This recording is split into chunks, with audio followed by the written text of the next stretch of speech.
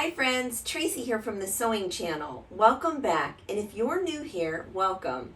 Last year I shared a tutorial with you on how to make a drawstring gift bag for a gift card. It was a magic drawstring gift card bag. This year I'm going to share with you the measurements and how I made this darling, scrappy Christmas magic drawstring gift bag. If you're a beginner, I'll take you step by step. Now, if you're a more advanced sewer, skip to the middle of this video where I get right to the point on how I construct the magic in this bag right here. Let me know down in the comments if you've ever made a reusable gift bag before. Enough talking already. Let's get busy making some magic in this gift bag. You can use a jelly roll that you already have on hand, or you can take all of your scraps like I did and just cut 2.5-inch wide strips in just an array of different fabrics. This ruler right here comes in really handy, and it's a 2.5-inch wide ruler. It's 18 inches in length. I cut them in 6-inch lengths, so that way it could truly be a really scrappy look. You'll also need to cut these end pieces so that way we can position them when we sew our rows together. This seam right here will be in the middle of this block right here. And these are 2.5-inch in width and they're 3 inches long. You'll need 6 of these end pieces at 2.5 by 3. You'll need 39 strips that are 2.5 by 6. If you want to make it just like mine. I just laid out my 6-inch strips in the order kind of how I want to see them. Place them however you would like. I don't want to do a lining on this bag. You can totally do a lining and use some fleece or some batting within the project, like what I did in this poinsettia block. And it looks really cute, and you can do that too. But today I'm just going to show you a simple magic drawstring, scrappy inside out gift bag.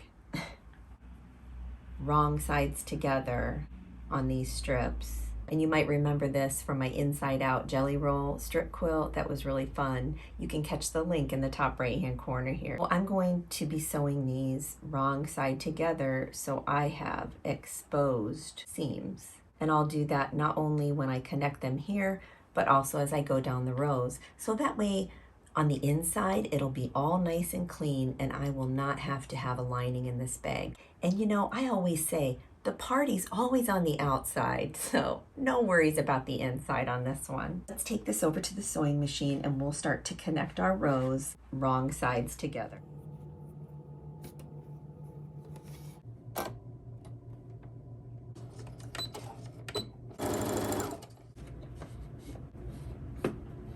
Going to kind of finger press them here open at the sewing machine as I go.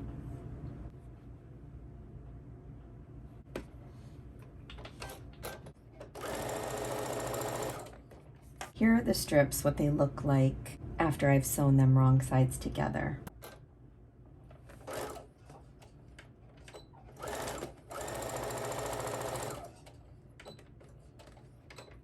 After you've sewn all of your pieces in your rows, you are going to open up these and we're going to press them.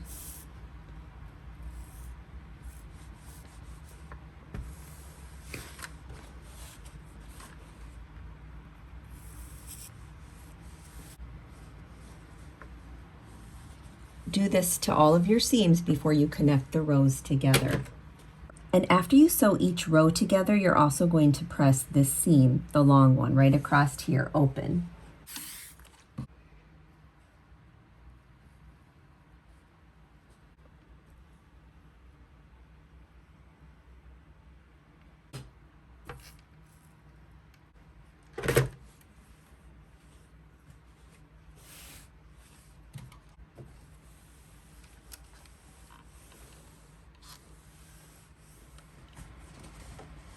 After you have all of your rows sewn together, just like this, and you've opened up all the seams and pressed them all real nice, and you've pressed the back, so everything lays nice and flat, we're going to put a wide zigzag stitch all the way down each of these seams. Go down here and back and forth. We're going to have that wide enough so that it lays that seam allowance down. I'm going to try a 6.0 millimeter in width stitch. I'm going to back stitch, and I think that's the size I want to go with. What I want you to take note here is that notch that's in the middle of my sewing foot right there. That's actually my guide to follow along the middle of this seam right here. So that notch is going right along there, and that ensures that I'll have an even zigzag stitch all the way down.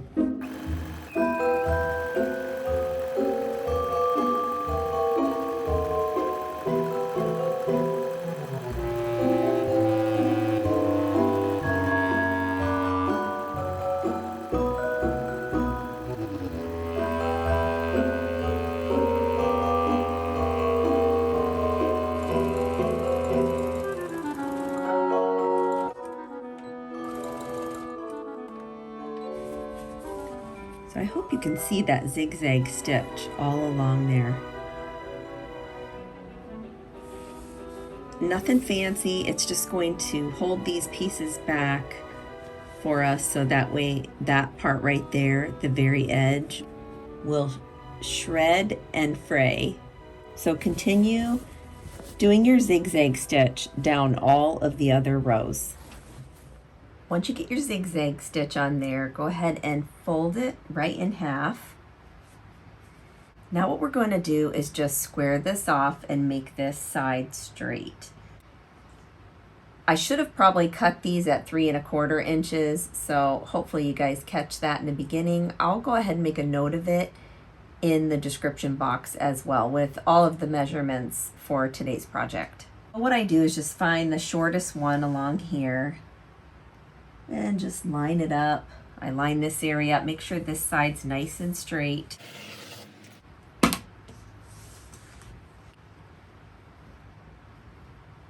So I'm going to turn this around here so you can see that this is the top and this is the bottom. For the top ruffle of our bag, you're going to need 36 inches in length of a coordinating fabric, just one solid piece of fabric. And the width is going to be 7.5 inches wide. So 36 inches long, 7.5 wide, and you'll need to fold it in half with wrong sides together and give it a nice press so that you get a nice crease in there. This piece, in yet again a different pattern or fabric in coordinating, you know, Christmas if it's Christmas, will be 33 inches in length and 2.5 inches wide.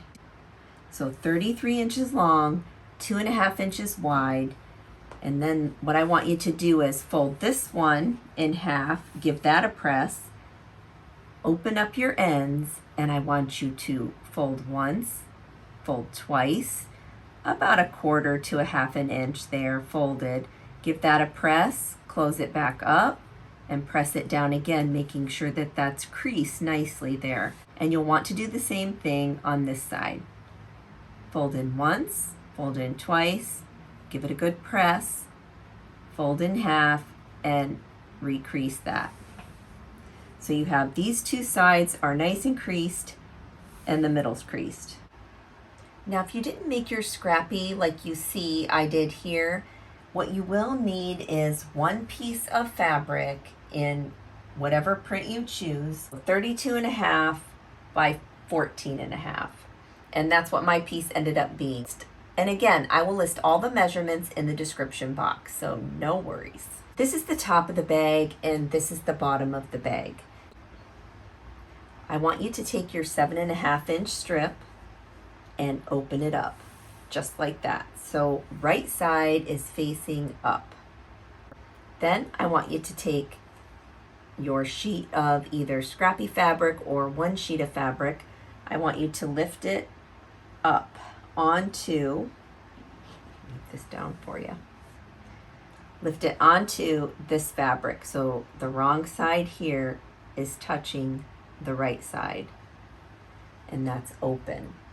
This is open and right side facing up. See that crease right there that we made? That's facing up. And we're just going to center it. It's okay that that's left over there on the edge. I do that because we're going to square that up in the end, and that just allows us to have some wiggle room. Now you're going to take this piece right here, and if you didn't do it already, I need you to just put a straight stitch right along there so that tacks that down. I almost forgot to give you that step. I'm going to go do that right now, and I'll be right back. Okay, so as you can see here, that's tacked down all across there just with a regular straight stitch. Now you're going to take this, and you see here it's folded, and you want to keep that folded. I'm going to line this up somewhere in the center of my sheet of fabric.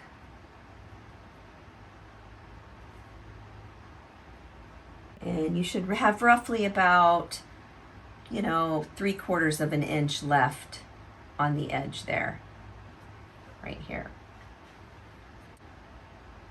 Right here, you should have about 3/4 to 1/2 an inch left. And then this, of course, is extra right there. You're going to just clip all these layers together. So you have the 2 layers from this. Well, let me go ahead and let me show you here. You're going to clip all those layers together. So this is going to be clipped. This sheet is going to be clipped. The sheet of scrappy fabric or one piece of fabric.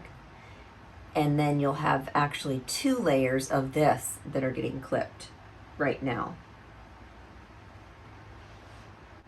Make sure everything is nice and up to the edge. So that's nice and clipped. Now just roll this up, just this one piece of fabric. This is why they call it the burrito roll-up method. Make a nice little roll there. Do not grab this piece right here, not yet. So you're just going to keep rolling that up till about there. Now, one note I want to tell you about this right here. You can make this gift bag any size that you'd like. The one thing that you have to take note is this piece right here needs to be wide enough to do the burrito roll-up method. 7.5 for this size project is perfect. Now you're going to take this piece right here. Remember, it's already clipped in on this side, and you've just rolled this up. Now we're going to lift this up to meet these right here. And if you haven't guessed it already, once you pull this up here, you're going to pinch with your fingers, unclip, and then reclip. Pinch that together with your fingers, unclip, reclip. Pinch, unclip, reclip. You're going to do that all along here.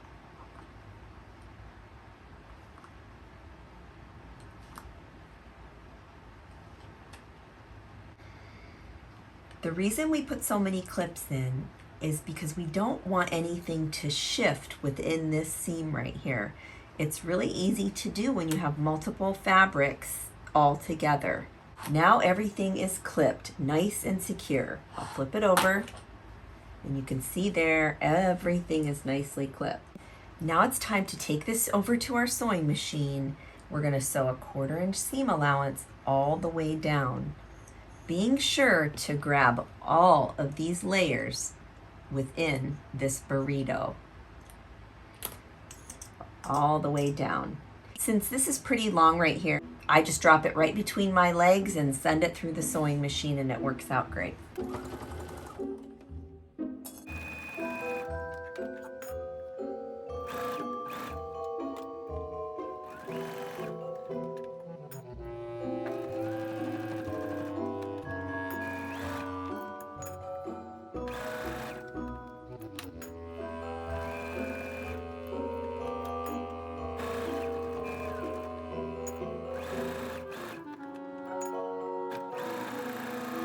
So everything is sewn up and you're left with this tube. This next step is probably the reason why you even clicked on my video. This is where all of the magic happens. Go to one side, it doesn't matter whichever side, and flip it open like that and try to find one of the bottom ends there. And you're going to tug gently and you're going to pull this right side out.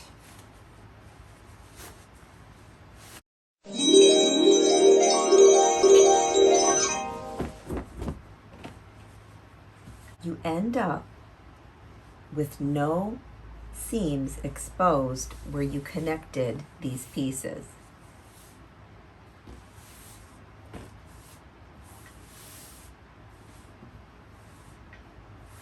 Next, I want to iron this part right here where this meets together. This and this. We're going to iron that so it's nice and flat. And then we have that memory crease already there, so that's going to help us as well.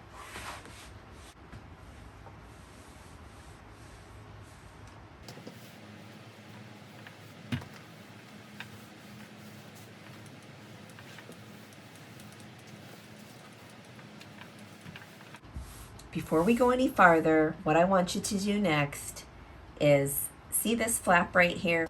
It will lay much better on our drawstring gift bag if we tack this down, just doing a simple top stitch all along the edge, just till you get to the end of this particular fabric, and just backstitch right there. So a top stitch all the way down so it doesn't flap up and down. So here I've top stitched that entire casing all the way down. And I just want to show you here what that looks like. Now you will have two openings there, so to speak, but you're only going to weave your twine or your ribbon or your cord, whatever you're going to use for your drawstring, you're going to put it right in that little slot right there. First, we need to square these edges up. Put wrong sides together and even everything up best you can. And we know that this is straight because we straightened it earlier, so that's a good guide to follow. Now, since this bag is going to be so cute and scrappy and frayed, I myself wouldn't mind having the edges out, but I'm going to show you how we're going to close everything up just as if we weren't exposing the seams. So if you had just one sheet of fabric and whatnot, you're going to still use the same method that I'm going to show you right here. We are going to use a French seam to close everything up. So what you're going to do is start here, close this up, go down to the corner, pivot, and go across here, and you're going to do a scant 1/8 of an inch all the way around. So here you can see, hopefully, I've done a scant 1/8 inch all the way around. A French seam is going to close this up, and I don't want any of this peeking out on the inside of this bag, so I'm going to cut and trim as close as I can to that seam that I just made. Just getting rid of this excess bulk.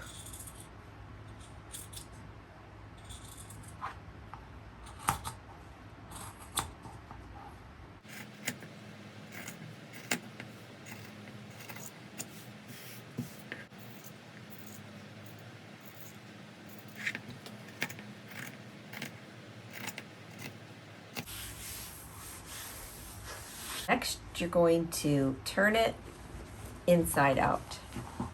Take whatever pokey tool you have and just poke those corners out really good. Be careful not to poke through your fabric though. So I'm just going to push those corners up there. With the French seam, you want to make sure that we are hiding those seams in there. So we want to take our fingers and just roll that seam to the very edge. And I think I'm gonna grab a couple clips just to help me keep that edge to the edge.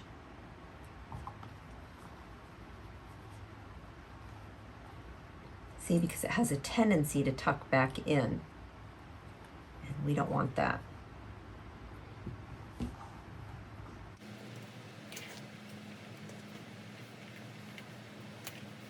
We're going to just encase that seam that's right there. Once we close that over, we're going to sew that so you can't see it.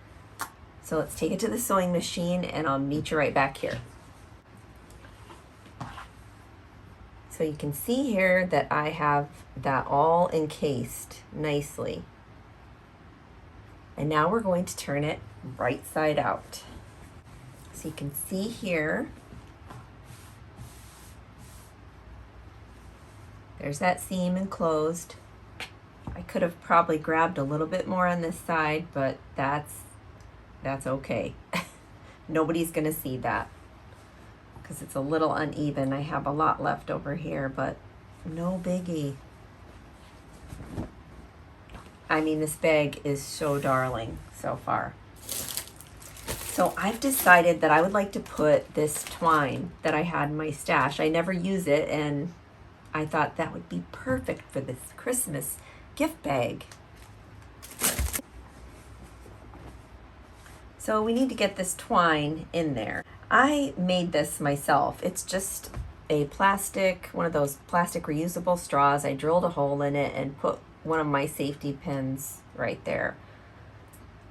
So I'm just gonna open that up. I'm gonna clip that in. I'm just gonna tie this so that it stays hopefully in there.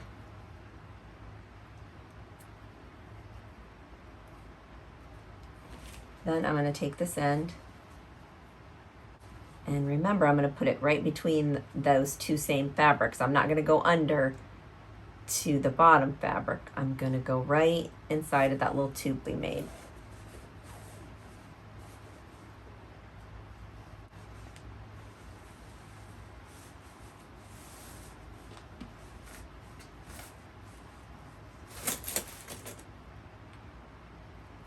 And it worked. It's a nice little tool. You probably have one in your kitchen drawer somewhere. I know I had several of these. Oh my word, this is so cute. Oh my word.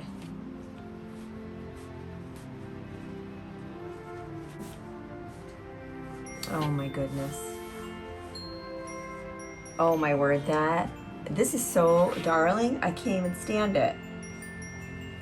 I don't think I'm even going to wash this and make it any more frayed. I like the look that it is right now.